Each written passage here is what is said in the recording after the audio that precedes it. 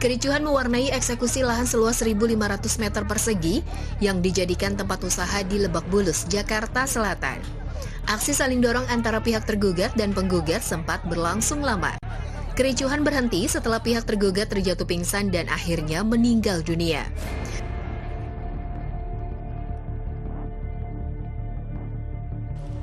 Kendati demikian, pihak Pengadilan Negeri Jakarta Selatan tetap melanjutkan proses eksekusi hingga pengosongan lahan yang dijadikan tempat usaha tersebut. Di sisi lain, kuasa hukum pihak tergugat akan menempuh upaya hukum atas meninggalnya kliennya.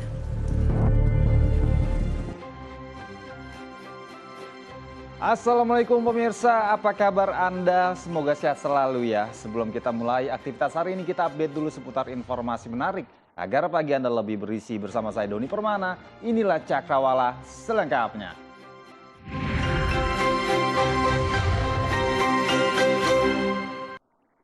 Diduga depresi, seorang pria di Pemalang, Jawa Tengah nekat bunuh diri dengan membaringkan badan di rel kereta api saat hendak melintas. Korban tewas di lokasi dengan kondisi mengenaskan. Aksi korban terekam CCTV dan videonya viral di media sosial. Inilah detik-detik seorang pria melakukan aksi bunuh diri di rel kereta api di Desa Pelutan, Pemalang, Jawa Tengah. Dalam rekaman CCTV, tampak pria yang menggunakan baju putih tersebut tiba-tiba membaringkan badannya saat kereta api hendak melintas. Alhasil, korban pun tewas terlindas kereta api dan terseret hingga ratusan meter.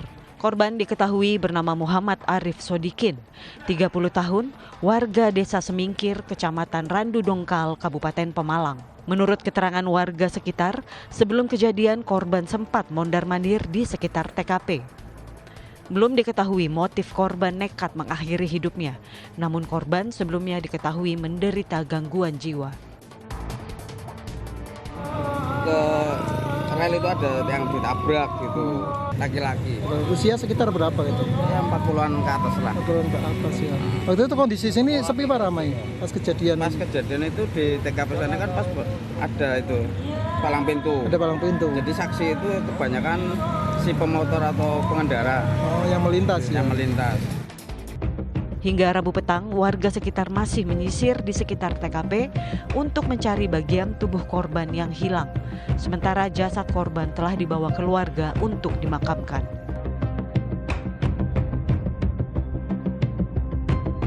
Pemirsa, seorang emak-emak menggasak perhiasan di toko emas di Karawang, Jawa Barat dengan berpura-pura menjadi pembeli.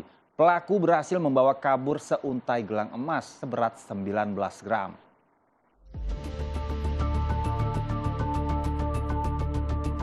Kamera pengawas merekam aksi seorang emak-emak yang sedang memperdaya pegawai salah satu toko emas di Karawang, Jawa Barat. Bertingkah seperti lazimnya pembeli, ia minta diambilkan sejumlah perhiasan dari etalase. Ia juga melontarkan beragam pertanyaan untuk membuat pegawai lebih sibuk dan teralihkan perhatiannya. Melihat pegawai lengah, si emak-emak menyambar seuntai gelang dengan cara ditutupi ponsel miliknya. Hasilnya, satu dari dua gelang yang beratnya 19 gram dibawa kabur pelaku. Yang diambil gelang cor. Gelang cor aja? Beratnya 19 gram, kalau ditotalin kurang lebih 20 jutaan. Diperkirakan berapa orang? Satu orang. Ibu-ibu atau? Ibu-ibu. Emang biasa beli di sini atau gimana? Kalau dari lihat mukanya, dia baru kesini. Baru pertama kali kesini. Sebelumnya ada gelagat-gelagat nggak sebelumnya? Enggak ada. Dia langsung tiba-tiba pura-pura beli aja? Iya, dia pura-pura mau beli perhiasan yang di atas 30 gram. Akibat pencurian tersebut, toko emas mengalami kerugian lebih dari 20 juta rupiah. Pemilik toko berencana segera melaporkan kasus pencurian perhiasan tersebut kepada polisi. Pemirsa, penertiban pedagang kaki lima di kawasan RSCM Salemba Raya, Jakarta diwarnai aksi tarik-tarikan gerobak antar pedagang dan Satpol PP.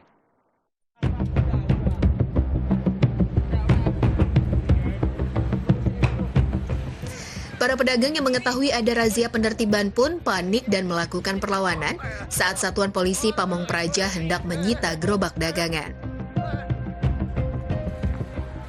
Tarik-menarik memperebutkan gerobak mewarnai penertiban ini. Bahkan ada pedagang yang menangis saat gerobaknya akan diambil petugas Satpol PP.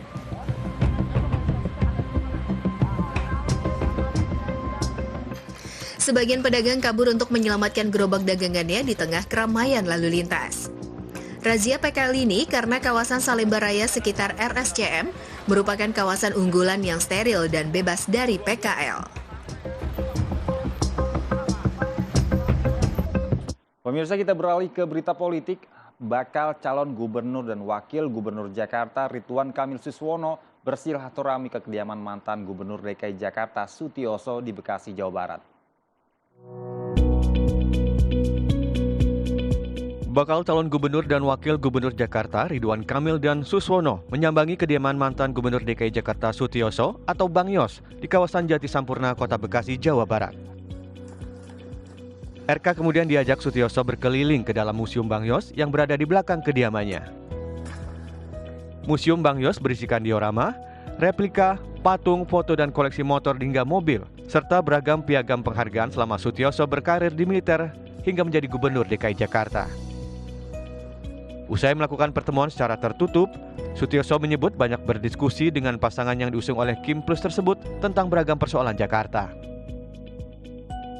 Pak Sutioso juga mengingatkan agar jadi pemimpin harus mahir dalam berkomunikasi kepada rakyat, ya, sehingga membereskan urusan tidak harus dengan drama-drama, tapi dengan pendekatan kemanusiaan.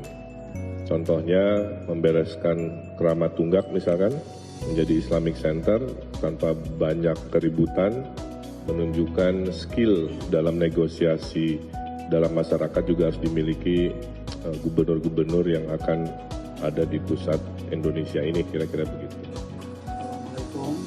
Ridwan Kamil mengaku mendapat nasihat agar selalu mengedepankan komunikasi ke masyarakat dalam menyelesaikan setiap persoalan.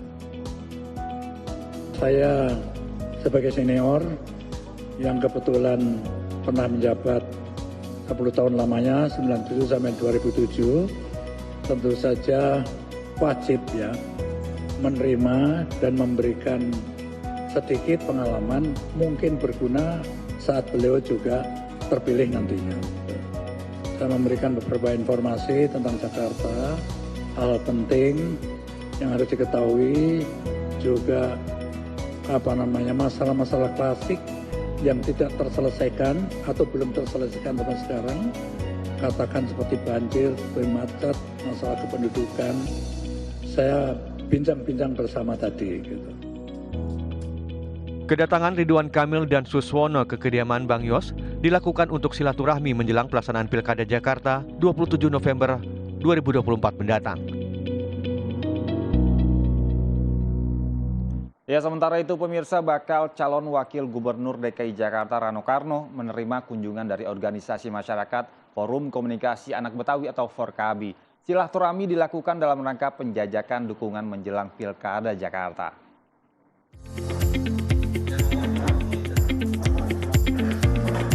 Bakal calon wakil gubernur Jakarta Rano Karno hari ini menerima kunjungan Forum Komunikasi Anak Betawi atau Forkabi di Warung Garasi Sidul, Lebak Bulus, Jakarta Selatan. Ketua Umum Forkabi Abdul Goni beserta rombongan tiba sekitar pukul 10 pagi. Sementara Rano Karno didampingi oleh juru bicara tim pemenangan Pramono Anung Rano Karno, Ciko Hakim. Pertemuan keduanya kemudian berlangsung secara tertutup. Usai pertemuan, pemeran karakter Sidul ini mengatakan mereka memiliki komitmen yang sama dalam membangun kebudayaan Jakarta. Rano Karno mengatakan dirinya ingin Pilkada Jakarta berlangsung lancar tanpa memandang kesukuan. Keluarga dari Forkabi memberikan kepercayaannya lah. Mudah-mudahan Mas Pram dengan saya bisa lancar di Pilkada DKI kali ini. Jadi sekali lagi teman-teman, ya inilah salah satu tanda bahwa kita ingin sekali Pilkada ini berjalan dengan happy, bahagia. Tidak harus kita bicara tentang identitas, kesukuan, tapi walaupun itu menjadi bagian aspirasi yang harus saya tangkap karena ada harapan di belakang nanti di saat kita memang membangun Jakarta. Ketua Umum Forkabi Abdul Goni mengakui bahwa kunjungannya ini sebagai awal penjajakan. Ia pun berharap Jakarta bisa dipimpin oleh orang yang paham tentang adat istiadat Jakarta. Tentu ini dalam tahap penjajakan semua. Ya. Kita tidak tahu di hari esok atau di lusa dan sebagainya. Ya. Insya Allah lah, kita berdoa aja. Semoga Jakarta diberikan pemimpin yang betul-betul amanah, yang mengerti adat istiadat Jakarta itu sendiri. Jadi jangan sampai nanti ada orang Jakarta yang betul-betul mampu untuk mengolah Jakarta, ya kita kesampingkan. Karena orang lain juga belum tentu ngerti adat istiadat Jakarta. Setelah menerima kunjungan dari Forkabi, Rano Karno selanjutnya akan berkunjung ke kediaman putra Presiden pertama Republik Indonesia Soekarno, yaitu Guntur Soekarno Putra di Kebayoran Lama, Jakarta. Kita ke berita lain pemirsa, dalang di balik kematian Nia Kurniasari masih belum terkuak. Pihak berwajib masih berupaya mengungkap siapa yang bertanggung jawab atas hilangnya nyawa gadis penjual gorengan asal Padang Pariaman tersebut. Kini orang-orang terdekatnya satu persatu mengungkap sosok Nia yang menjajakan makanan kecil demi bisa kuliah.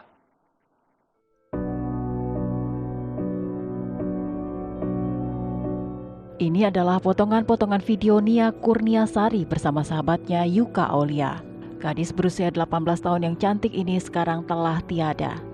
Nia ditemukan tewas dengan kondisi terikat dan tanpa busana, terkubur di kawasan perbukitan tak jauh dari rumahnya. Yuka sangat kehilangan Nia. Ia memanggilnya Anya. Menurut Yuka, Nia adalah sosok sahabat yang baik dan ngemong. Sifat itu membuat ia menjadi kakak bagi teman-temannya. Yuka mengaku tak bisa tidur semenjak mendapat kabar kematian karibnya tersebut. Ia semakin rindu pada Nia karena di akhir hidupnya Yuka justru tak sempat berkomunikasi. Nggak sebelum ini hilang atau apa itu ada nggak telepon-teleponan, curhat-curhat? Tidak ada. Entah mengapa dalam seminggu sebelum hilang itu tidak pernah ada komunikasi seperti biasanya. Aduh nggak dalam seminggu kalau sianya tuh cetan kayak intens kayak biasa gitu kan. Nggak lo deh kecilnya. Mungkin karena dia sibuk berjualan. Apa? Tahu. Kalau Yuka sendiri ada nggak firasat-firasat tersendiri gitu? Nggak ada. Sebelumnya ditemukan atau apa hilang kok Pak? Firasat khusus tidak ada. Tetapi entah mengapa dalam seminggu ini tidak ada keinginan untuk menghubungi. Kata ibu saya, memang biasanya kalau orang yang dekat sama kita mau meninggal, rasanya jadi menjauh. Menjauh harusnya lah, kan? Menganggap sebagai saudara ya. Saya udah anggap seperti saudara sendiri.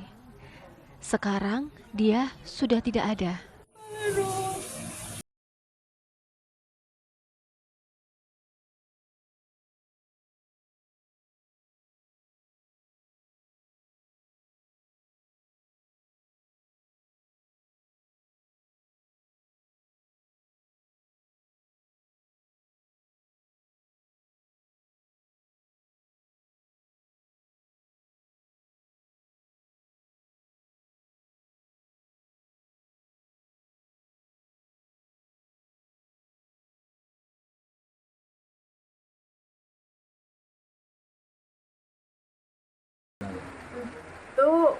Membeli laptop untuk kuliah dia.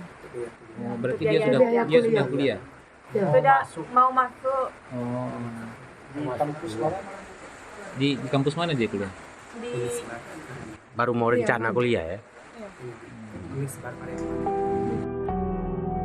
Pihak keluarga berharap pelaku pembunuhan Nia segera ditangkap dan dihukum seberat-beratnya.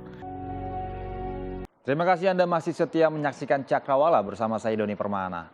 Pemirsa, gerbang wisata Kendari Toronipa di perbatasan kota Kendari Konawe menuai sorotan lantaran baru 7 bulan diresmikan sudah rusak di beberapa bagian. Apalagi gapura yang digadang-gadang menyerupai London Bridge tersebut menelai anggaran fantastis hingga 32,8 miliar rupiah.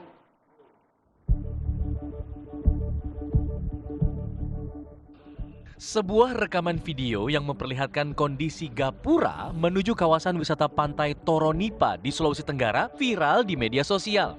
Betapa tidak, meski baru diresmikan pada Februari 2024, lalu bangunan gapura yang menelan anggaran fantastis hingga 32 miliar rupiah itu sudah rusak di beberapa bagian. Dari kejauhan, gapura yang digadang-gadang menyerupai model London Bridge tersebut memang tampak megah. Namun, bila dilihat lagi dari lebih dekat, kondisinya memprihatinkan. Gapura terlihat seperti dibangun menggunakan bahan konstruksi yang tipis tanpa rangka beton, sehingga mudah jebol dan berlubang. Dinding gapura juga terlihat ditambal di berbagai sisinya. Menanggapi hal tersebut, pihak Dinas Sumber Daya Air dan Bina Marga Sulawesi Tenggara menjelaskan konstruksi gapura menggunakan material GRC yang merupakan kombinasi beton dan serat kaca serta diklaim awet hingga 25 tahun. Beton saja kita bungkus dengan GRC, namanya GRC itu glass reinforced concrete. Dia beton campuran serat kaca. Itu tahannya sampai 25 tahun. Itu tahan api, tahan air, dan mudah perawatannya. Mudah dicat apa semua, makanya untuk di Toronipa itu yang digunakan karena kenapa? Ada estetika bentuk yang kita kejar. Kalau kita gunakan beton atau kita gunakan batu merah itu tidak dapat dia. Kalau GRC bisa kita bentuk. Tapi kok baru 7 bulan bangunan gapura udah rusak? Kenapa cepat rusak?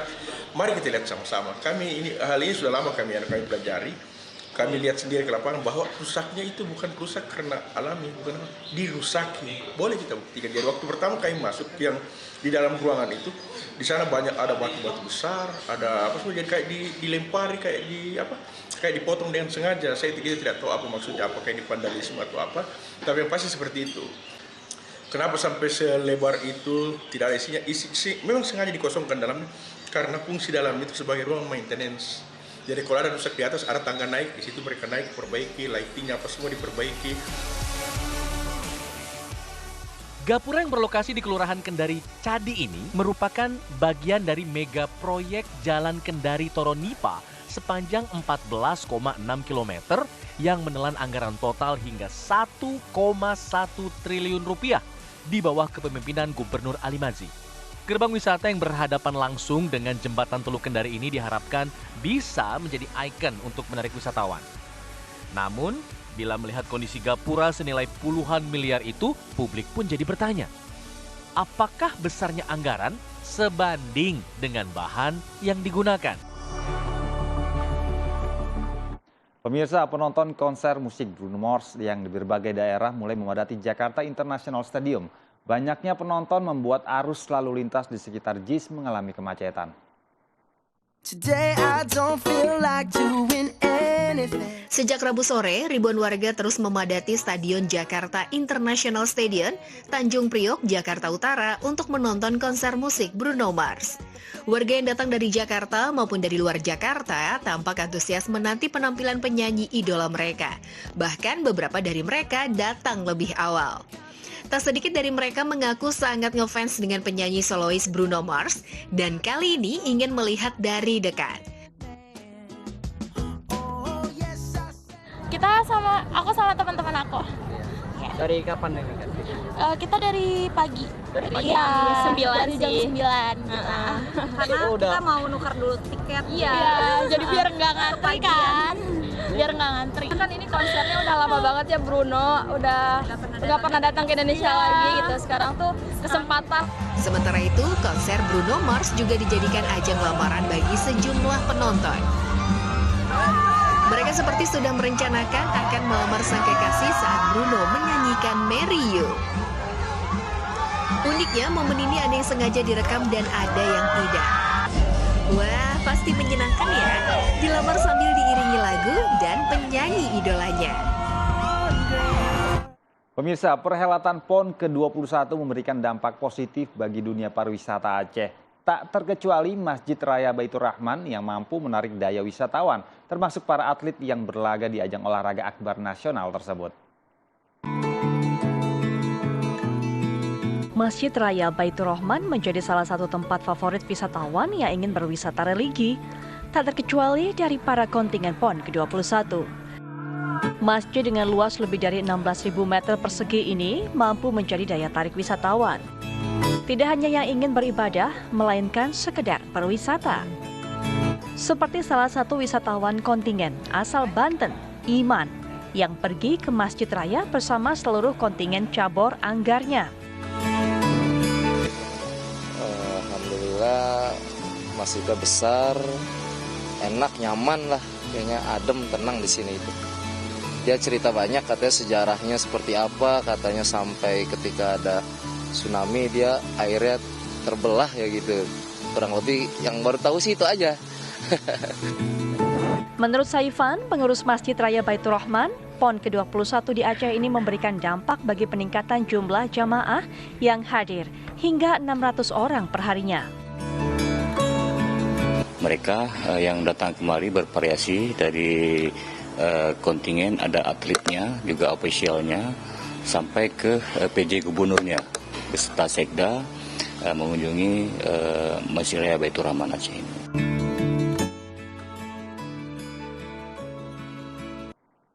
Masih seputar Pekan Olahraga Nasional, memasuki 2 pekan penyelenggaraan PON ke-21, penjualan pernak-pernik PON laku keras diserbu pembeli. Sementara itu, pemirsa, penembak DKI Jakarta jatuh pingsan usai ditetapkan sebagai pemenang. Berita ini selengkapnya kami rangkum dalam serba-serbi berikut ini. Official merchandise PON ke-21 Aceh Sumut membanjiri pasaran. Terdapat berbagai atribut mulai dari baju, jaket,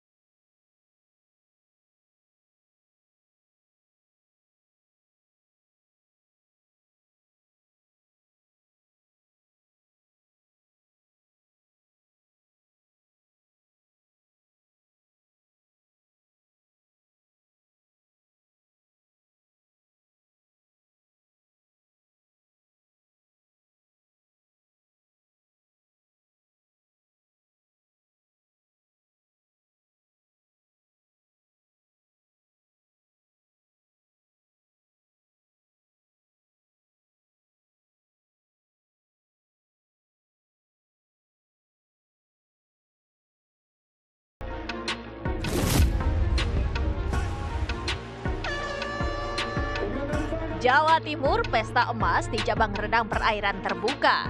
Moh Akbar Putra Taufik dan Izzy Dwi Faifa Hefri Shanti berhasil mengawinkan emas di nomor 5.000 meter putra dan putri. Di nomor 10.000 meter putri, Adinda Larasati Dewi Kirana juga mempersembahkan emas bagi kontingen Jawa Timur. Agung Sulaksono Putro Alamsyah dan Dea Salsabila Putri melengkapi dominasi Jawa Timur usai meraih emas di nomor 3.000 meter putra dan putri.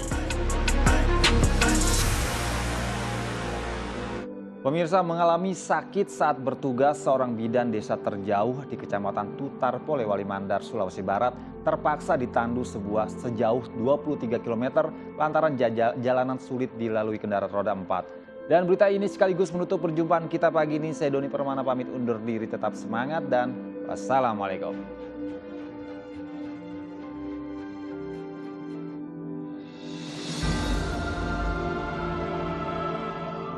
Beginilah suasana saat seorang bidan desa di Kecamatan Tutar, Polewali Mandar, Sulawesi Barat sakit ditandu dengan menggunakan sarung dan sebatang bambu sejauh 23 km. Menyeberangi sejumlah sungai lantaran tidak adanya jembatan yang tersedia dengan jarak tempuh selama 5 jam perjalanan. Bidan desa ini ditandu secara bergantian oleh masyarakat untuk menuju ke rumah sakit Andi Depu Polewali. Kondisi jalan yang sangat parah menuju ke 3 desa ini pun sudah bertahun-tahun dirasakan masyarakat di 3 desa yang ada di Kecamatan Tutar, Polewali Mandar. Setiap warga sakit atau hendak melahirkan di puskesmas atau rumah sakit pun terpaksa ditandu.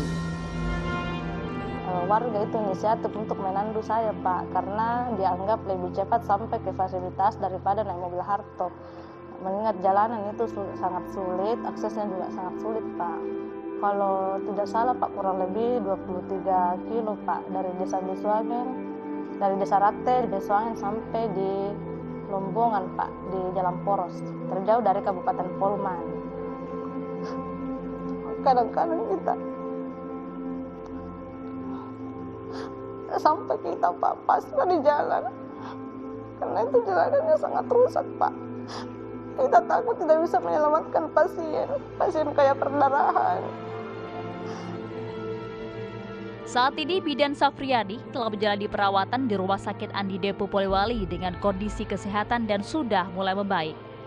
Bidan Safriadi berharap kepada pemerintah pusat agar lakukan perbaikan jalan di Kecamatan Tutar setiap masyarakat membutuhkan pelayanan kesehatan agar tidak harus ditanggung.